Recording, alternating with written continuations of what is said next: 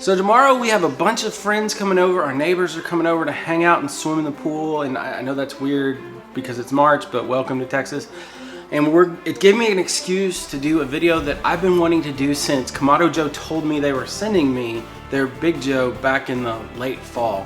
What I'm gonna do is a comparison brisket cook between the Weber Summit Charcoal Grill and the Kamado Joe Big Joe. But not only that, when I went to the butcher to get the brisket, I discovered that their Wagyu brisket is on sale this week. So I got 2 Wagyu briskets, and since it's a party, you can't just have brisket. Of course you can, but I mean, it's me, you know.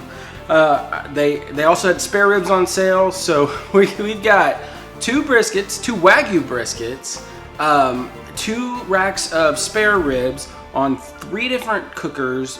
And this is by far the most complicated cook I think I might have ever done, but certainly the most complicated one I've done on YouTube. And I've got a bunch of people coming over to eat it. I could totally freak out right now.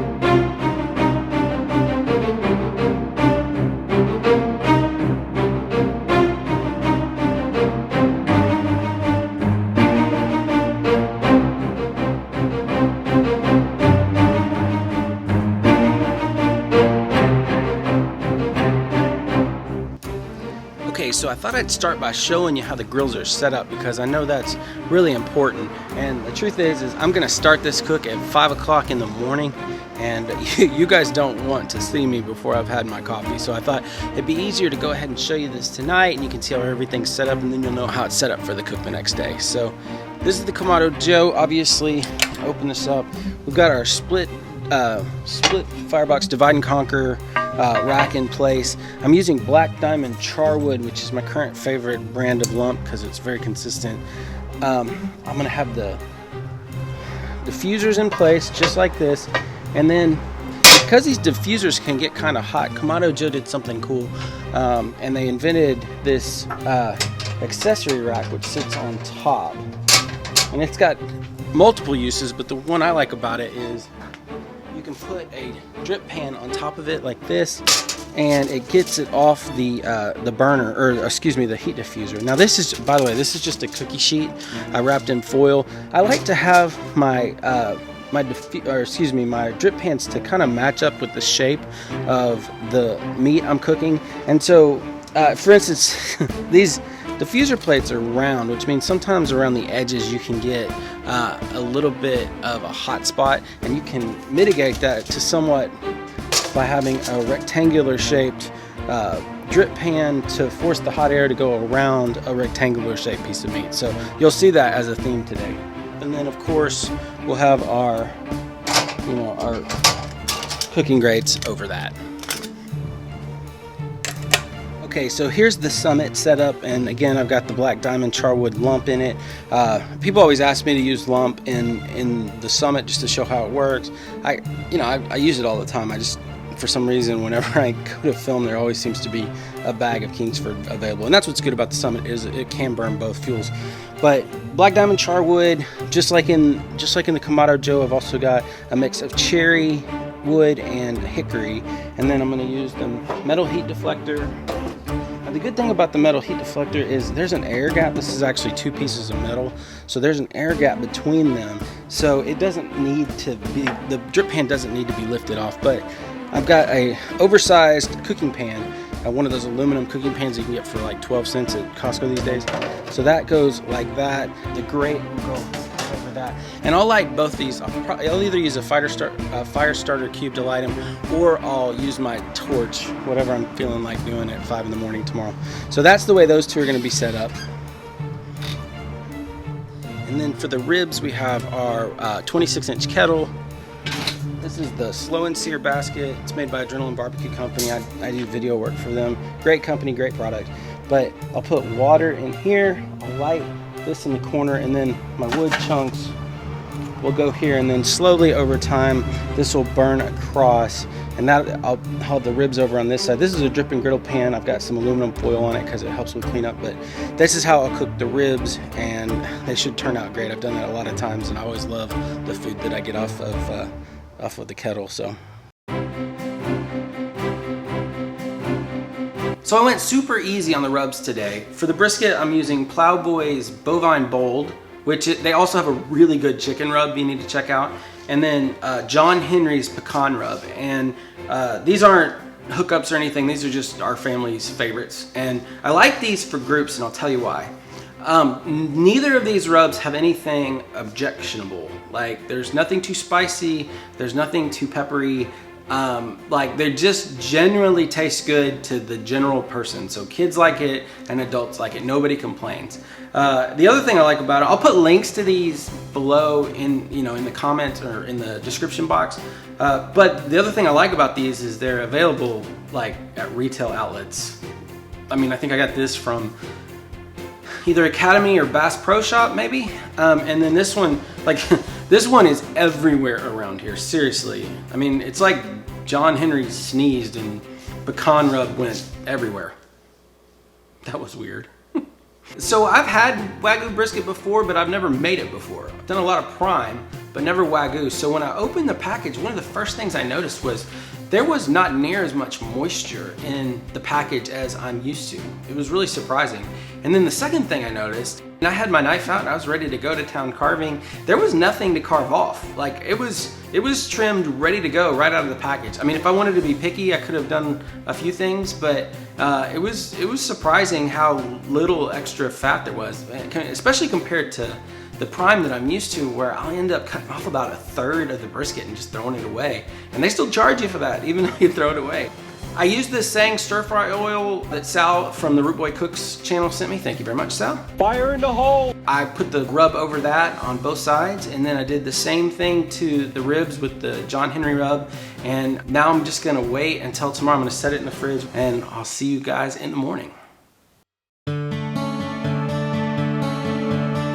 Good morning, happy brisket day. I got a great night's sleep, got a cup of coffee in me. Trust me, this is a better time to see me. But yeah, I got started before the sun came out. I mean, it was probably 6 in the morning, and I lit these guys. Put the brisket on right around, I guess 7.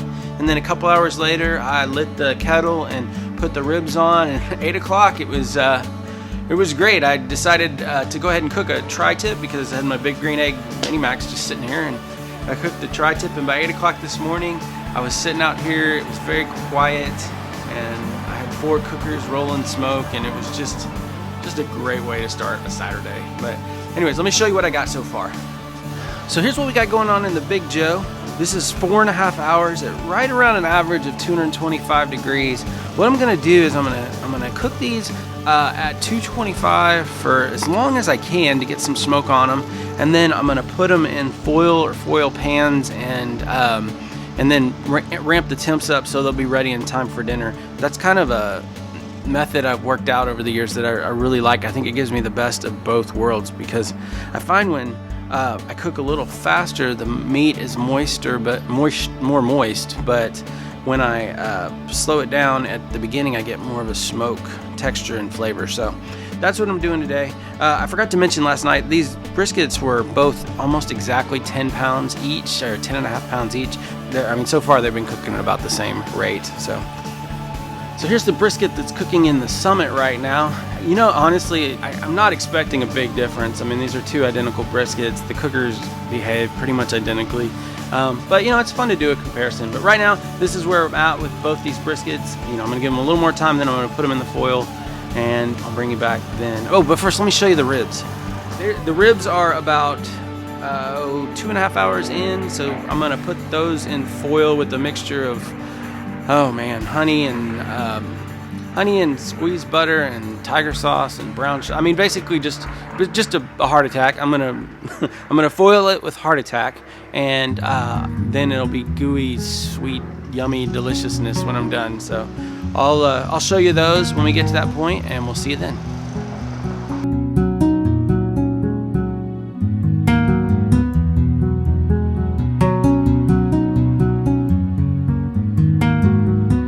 So it's it's been another couple of hours, and so I thought I'd give you guys an update. The briskets hit 160 internal temp, but more importantly, they looked like I wanted them to look. When I scratched the surface of the rub, it stayed put, so that's how I knew it was time to put it in the foil, which I did. I put it in foil pans and raised the temperatures inside the cookers to around 300 degrees or so, and that really speeds the process along, and I think ends up with a better end product. I know that sounds crazy, but if you haven't tried it, give it a shot. The ribs cooked for another couple hours. They look great, so I took them out and I wrapped them with the heart attack mixture I was telling you about earlier, with all those terrible but tasty ingredients, and put them back in the cooker. Now those I cooked at 225 the whole time. So from before it was 225 and now it's at 225, and I'll leave those in there for another hour. They've been in the foil for about a half hour, so about an hour and a half, and then I will pull them out, and that's when I'll bring you back and show them to you. After the brisket's done, I'll put it in the Camaro. There's really not much to show you at this point, so I'll put them in the Camaro until they have a chance to rest for hopefully 2 hours. It depends on how long it takes everybody to get here, but at that point we'll pull them out and we will see which one turned out better. So here's the ribs. I think I misspoke earlier. Just to clarify, the timeline was 3 hours outside of the foil, an hour and a half in the foil, and then I just pulled them out of the foil and put a layer of sauce on the outside. And the trickiest thing about this method is getting them out of the foil without making a mess in your grill. And I think that's just a foregone conclusion, really. But they look great, they smell great. I'm about to put them in back in foil once this sauce sets, and I'll put them in the Camaro and wait for the briskets, which are almost done. Y'all, this cook couldn't have gone better. There's been no stress. Everything's gone exactly as planned. I'm pretty sure I'm forgetting something, because I mean, I never go through a whole cook without a little bit of a freak out. One thing I noticed when I was doing low and slow the other day was I'm not really sold on this top vent design just yet. I had a little problem with moisture forming underneath the lid, and then when I raised the lid, it would run down the back side of the cooker and onto the patio, and Mommy Maniac is not going to stand for that. I knew that would drive her crazy. And then the other thing that I had happen was I had the slider open all the way like this, and when I lifted the lid, gravity kind of got a hold of this and twisted it back and all the way off.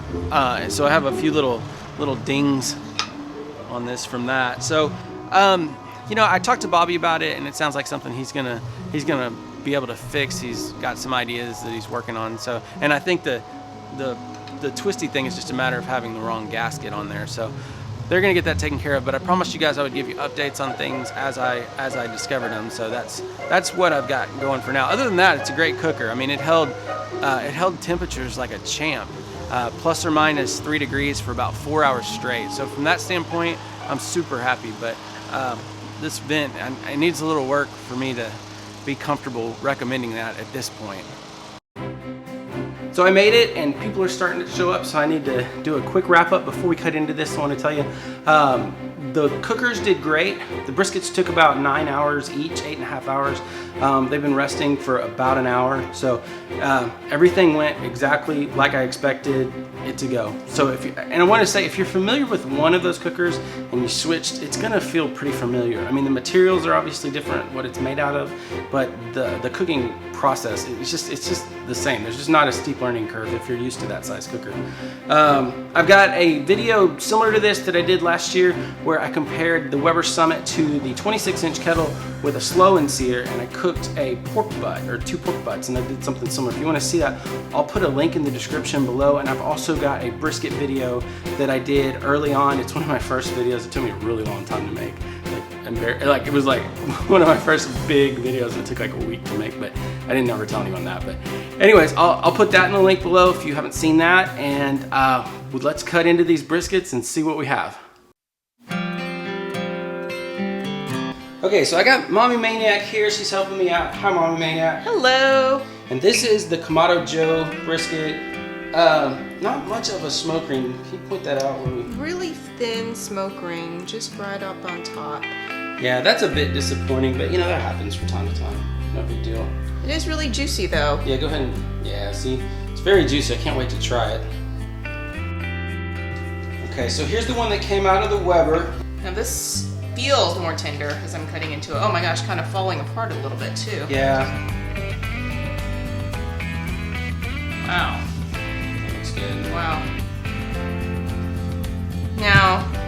This has a little bit more of a smoke ring to it. It does. See Let's right see. here. Can you point that out? Yeah. It does. It's not coming through on the camera though. That's unfortunate. Let me see if I can mess with this here. Yeah, there it is. Okay, there it is. This one looks like it did turn out a lot more juicy. Again, I would love to say that definitively one of these cookers does better than the other. Yeah. But I don't think. They look like they're about the same. Yeah. I think this one has more of a smoke ring though, don't you? It does have a little bit thicker of a smoke ring. It is redder as it sits. Okay, so on the left we got the Kamado Joe. On the right we've got the Weber Summit. Can you cut off 2 pieces from that? We'll try it and see which one we like the best. I mean, I can already tell just slicing into the Weber that this is gonna be more tender. You think? I do. Okay, I'll try. Okay, your turn. Okay. Noted? Have you noted the flavor? Noted the flavor. Here we go, Kamado.